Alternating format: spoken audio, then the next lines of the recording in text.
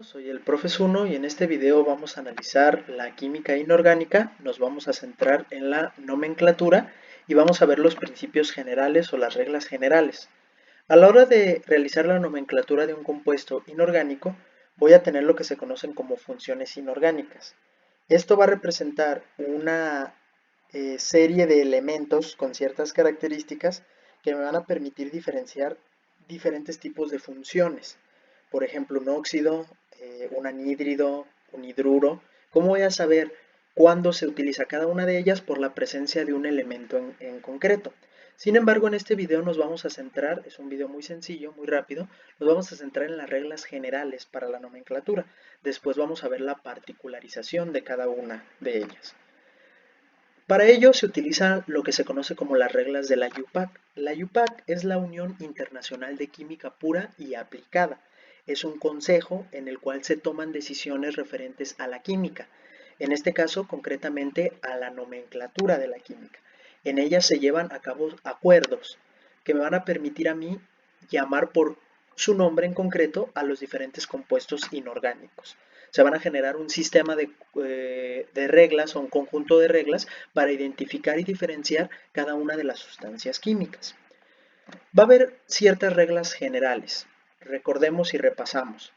En el caso de los compuestos inorgánicos vamos a tener ciertos elementos característicos que se van a combinar con dos tipos diferentes de compuestos o de elementos, los metales y los no metales. En el caso de los metales, son elementos que tienden a formar cationes, es decir, iones con carga positiva, por lo cual tienden a perder electrones y se ubican del lado izquierdo de la tabla periódica. Del otro lado tenemos los no metales, que va a ser lo contrario, van a formar aniones, es decir, ganan electrones y se ubican del lado derecho de la tabla periódica. La combinación de los metales y de los no metales junto con ciertos elementos característicos como el hidrógeno y el oxígeno van a formar compuestos neutros, es decir, que sus cargas se neutralizan y van a dar una carga total igual a cero. Por ejemplo, el NaCl o cloruro de sodio, que es una sal, es la combinación de un metal como el sodio y un no metal como el cloro. Para poder formar compuestos neutros, las cargas independientes o individuales de cada elemento me tienen que sumar al momento de combinarse cero. Sabemos que el sodio se ubica en la primera fila de la tabla periódica, por lo tanto su carga va a ser de +1.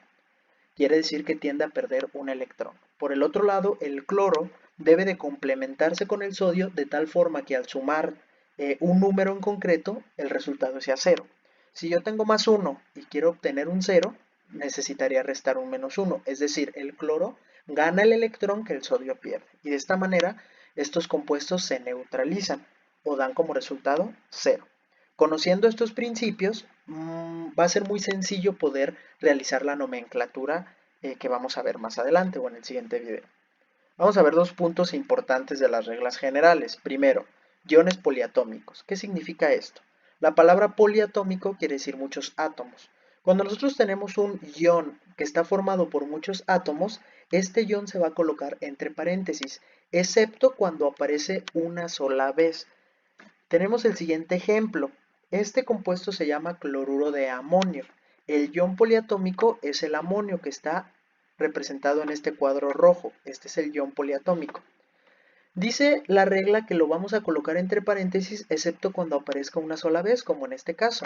El ion amonio, que tiene un nitrógeno y 4 hidrógenos, tiene una carga neta o total de +1 y el cloro de -1. De esta forma se neutralizan dándonos un compuesto neutro. En el siguiente caso, el sulfuro de amonio, en este caso sí se coloca entre paréntesis. ¿Por qué? Porque aparece más de una vez, en este caso 2. Si la carga es +1 y aparece 2 veces, quiere decir que la carga total de esta parte de la molécula sería +2 y del azufre sería -2, dándonos un total de 0 en la molécula neutra. Por último, vamos a ver la regla de la nomenclatura. Si yo me aprendo esta regla, básicamente yo voy a poder nombrar cualquier compuesto de una manera muy sencilla. Es muy fácil. Dependiendo del tipo de compuesto, de función que yo tenga, lo único que tengo que hacer es nombrar el compuesto por una serie de reglas que vamos a ver particularmente, pero la clave aquí está en colocar entre paréntesis el estado de oxidación del catión, a menos de que ese catión únicamente tenga un estado de oxidación. Por ejemplo, tenemos este compuesto, cobre, oxígeno. El oxígeno siempre va a tener una carga formal de -2, a excepción de los peróxidos, que va a tener una carga de -1. Entonces, en este caso, para que la molécula sea neutra, el cobre debe de ser +2. +2 y -2 me van a dar una carga total neutra de 0. ¿Cómo se va a llamar este compuesto? Este compuesto es un óxido. Se llaman óxidos porque está presente el oxígeno y el otro compuesto es un metal. Se va a llamar óxido de el nombre del metal, pero la clave está aquí. Entre paréntesis colocamos su estado de oxidación. Sin cargas, sin positivo o negativo, únicamente en números romanos colocamos cuál va a ser su estado de oxidación. Con esta simple regla de la UPAC, yo voy a poder nombrar cualquier compuesto que yo quiera.